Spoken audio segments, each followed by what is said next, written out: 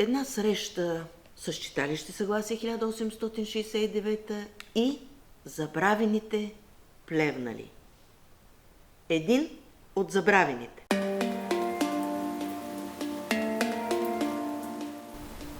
Здравейте, плевенчани!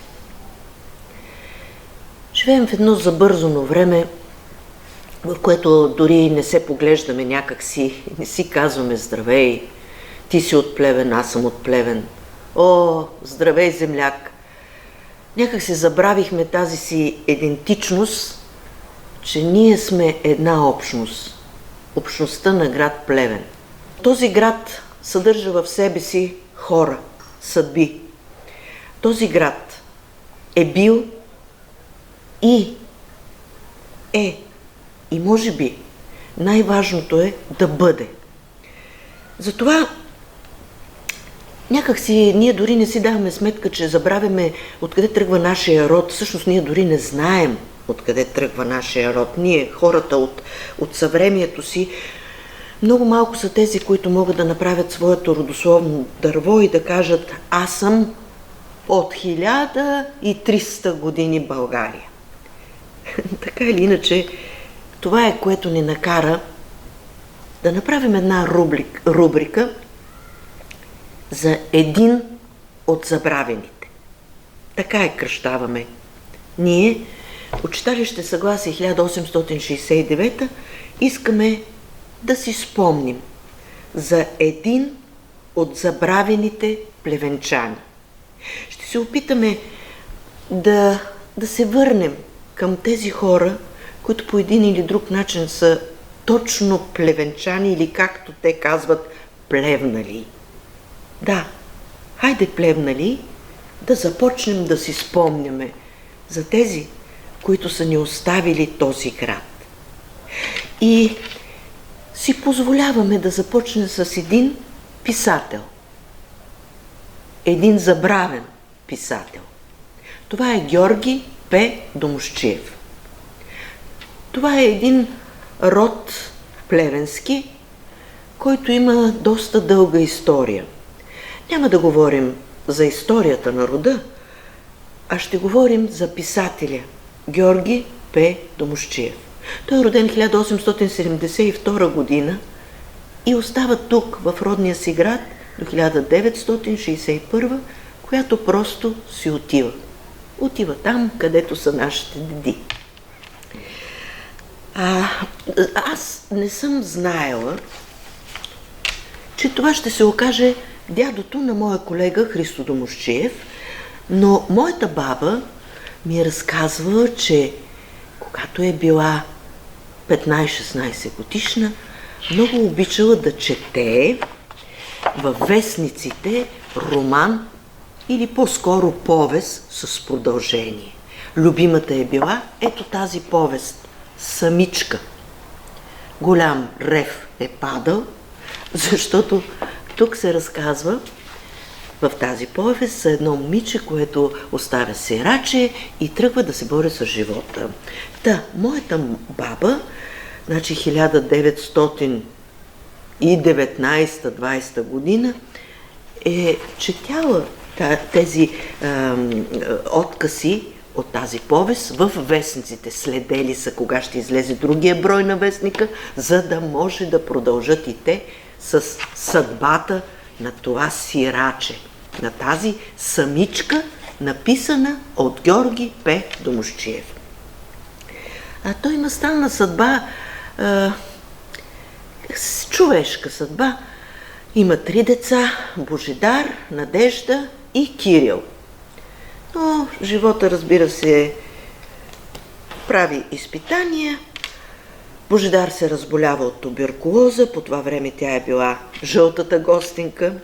Надежда, която е само с 2 години по-малка от него, тръгва да се грижи. Съответно и тя се заразява, и двамата умират и остава само Кирил Домусчиев. Всъщност тази семейна история е разказана от Георги Домусчиев в романа "Бекярови". Той има и друг роман "Прокурор Глогов". Всъщност самия Георги Домусчиев е бил прокурор адвокат. И едно от много ценните му произведения, това е стихове в проза, които се казват есенни листа. Много е така емоционален Домусчиев, Георги Домусчиев. Той е повлиян от Достоевски и за него критиците, литературните критици казват, че е песимист, реалистичен песимист. Той има едни много така особени изрази. О, лазурни дни! Представяте ли си? Кой в днешно време може да се представи какво са лазурните дни? Лазурните дни на детството. Особено с умиление той говори за детството, за времето, когато детето се чувства защитено от своето семейство. Помислете си, и вие сигурно така се чувствате. Ако си спомнете детството, тогава като че ли всичко е усмивка, лазур. О, лазурни дни!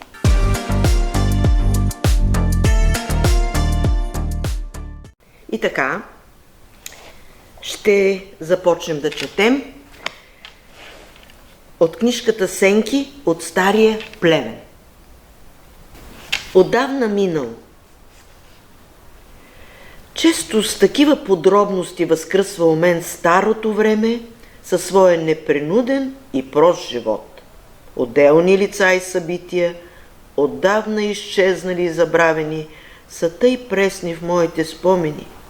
Всичко като да е било вчера. Как да убия у мен желанието да споделя тия спомени с сегашните хора, че нали и аз съм гостенин в света.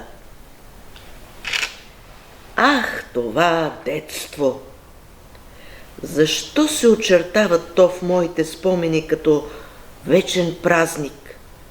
Единствено, сякаш само то е останало като символ на нещо красиво и свято в осиротялата ми душа. И не мога да се обясня, защо в мене неизменно е запазен споменът за празника на Благовещение. Пространният двор е изметен грижливо и на средата според обичая дими запалената смет. Димът бавно пълци по покрива на зимника, за който дядо уверява, че е граден скал от гроздова шера преди 150 години. А синьото небе тъй се усмихва и камбаните разнасят сякаш някаква вест по хората за опрощение и любов. Благовещение.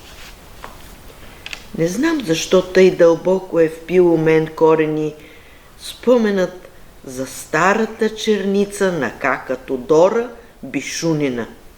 Но нещо много мило и интимно крие този спомен в себе си за времето на розовите и безметежни дни. Под нея в летния зной почивахме често и лакомо унищожавахме едрите като ягоди бобонки. Под нея в хладните утра на пролета съм слушал замисления и нежен напев на горголицата. И нещо друго, което не може да се изкаже на човешка реч, ме измъчва сладко при спомена за нея. Кой знае дали за това в душата ми тя се таи като някакво библейско сказание. Под нейната прохлада заслушах най-сетне от група ученици първите ужаси за училището.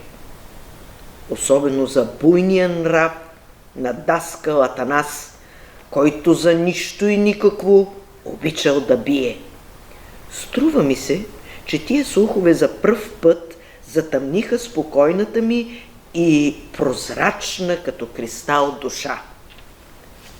В тясната и кална улица край дома всичко замираше, сякаш под гнета на знойния ден. Но вечер, когато сетните лъчи се скриваха зад църквата, тая уличка добиваше друг вид. тих вечерник. Едва захлаждаше улицата и в леки още здрач на светли ивици се щураха светулки. Пред изметените и поръсени порти, като изнебителица, присядат жени на приказка. Отначало, шепнейки техния говор, постепенно се превръщаше в тихо и неясно гъмжене. Най-много са жените около сладкодумната и духовита кака Тодорица, майката на покойния Георги Кирков. По улицата най-сетне почват да се мяркат фигурите на прибиращите се вкъщи мъже и непременно най-напред ще се мерне оная на нисичкия и хрисим бай Павел, олюляваш се на 4 страни от изпитата ракия. Щом няма правда на света, по-добре е да пиеш, уверява той с изправен показалец свитата от махленски дечурлига. Неговите думи се посрещат с изумително страшна врява от дечурлигата. Тихо и неясно гъмжене на жените се превръща в неудържим и заядлив смях. Но това не трае много. Осрамената и смутена кака Гета и този път прибира своя мъж в двора. Задава се отдолу и абаджията бай Петър със своите дюкянски тептери и от стеснение едва поздравява насядалите жени. С някаква скрита гордост го посреща жена му, кака Тодора Бешунина, снажна и грапава жена, със свити сякаш от обида устни. Тъй много са врязани в паметта ми техните фигури. Струва ми се, че още толкова да живея, няма да ги забравя. За някои лица от това време и същата улица в спомените ми се вплита нещо мистично и тревожно.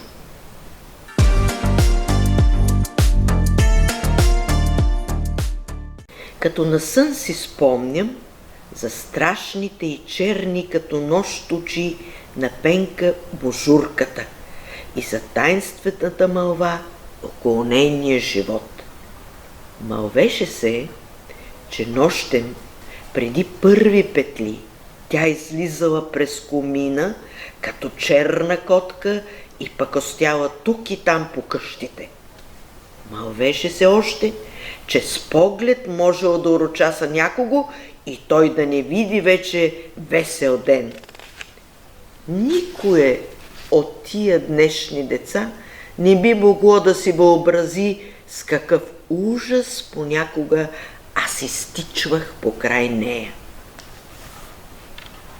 Особено много след тая орисана жена смущаваше душата фигурата на малоумния Андрея. Из улицата той приказваше и се смееше сам със себе си, а в своя коптор се прибираше още преди залез. Мълвеше се за него, че бил змейчав. В него, според дядо Георги Мачача, била влюбена змеица. Уверяваше дори, че нощем виждал из мрака да изкри змеицата и да се спуска през комина в коптора му. Помня как веднъж поздрач, като видях да й изкри комина, изтичах на един дъх по край коптора на Андрея и... Тъжна работа. В страха от фигурата на баба Станка Мишковица обаче липсваше таинственото. Тоя страх не беше нещо отвлечено, въображаемо. Щом някой от махленските деца заболееше от гърло, нейният кирив пръст бъркаше в гърлото до разкървяване и пораждаше истински ужас. Шарената й ръка с крив показалец караше винаги да чувстваш, като че по крака ти лазят жаби. Кой знае защо, В моите спомени за дома и улицата цари такава странна смесица. С мъка се старая да разгранича къде какво съм видял и за какво, кого и как съм чул. Видяното и чутото на улицата сякаш, че добиваше реален образ къщи и обратно. В съзнанието никак не се губи тая връзка между тясната и кална улица и скромната стаечка с иконостас и широк, хладен пруст. Струва ми се, че от всеки ъгъл на улицата и дома изтича по един спомен за нещо чаровно и приказно. И всред тая смесица на видяно и чуто се усмихва като пролетно утро тихият и безоблачен живот. Него тъй безболезнено идилично просто съм запомнил и затаил часовете, докато най-сетне разбрах, че ще ме водят на училище и за пръв път ме замъчи грижата. Можем да се досетим вече, защо по онова време всеки търсеше отмора и радост само вкъщи. Развлечения отвън липсваха. Кафенета и кръчми се пълниха най-вече срещу празник. Освен това, нека не се забравя, че тогава се държеше сметка дори и за това, кой отваря късно дюкяня си. Развлеченията тогава се изчерпаха токоречи с голяи лете по озята и крайвита, а зиме с големи дни по гости. Но най-типичната проява на тогавашния затворен живот сякаш завършваше в честите и многобройни сватби. Толкова много бяха те. Един неделен ден броиха само на църквата Света Параскева 17 венчавки.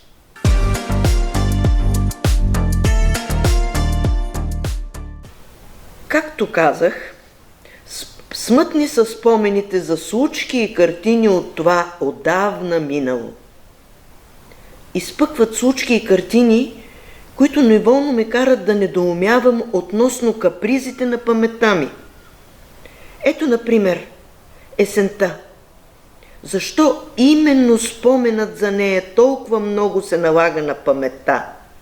Струва ми се, че тъй неусетно идваше тя със своите хладни утра и с затихващия блясък на цветовете.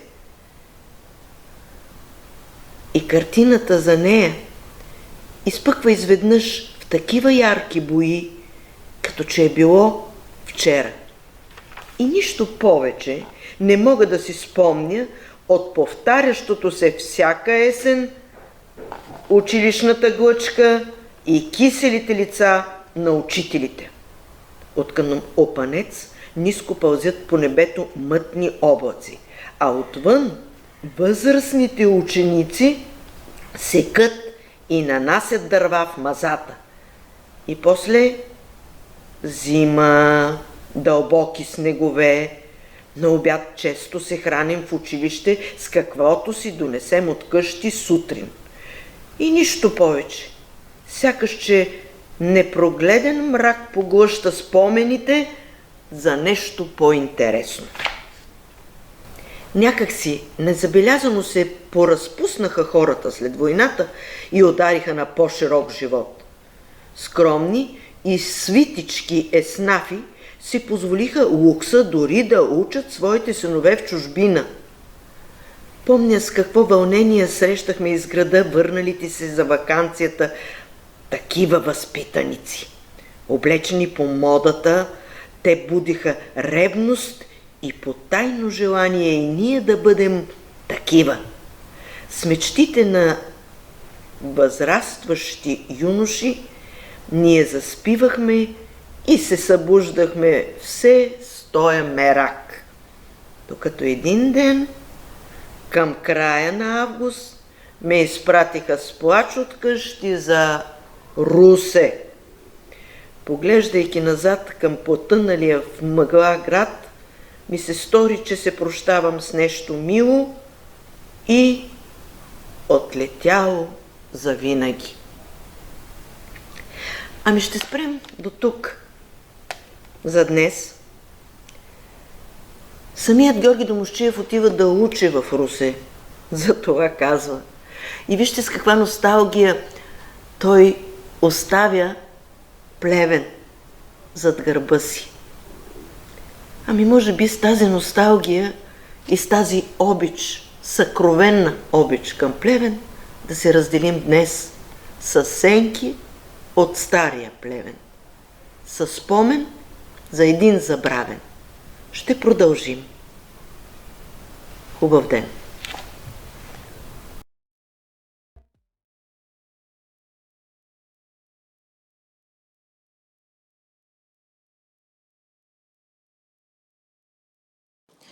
Неделя сутрин с Мариета Кълъпова.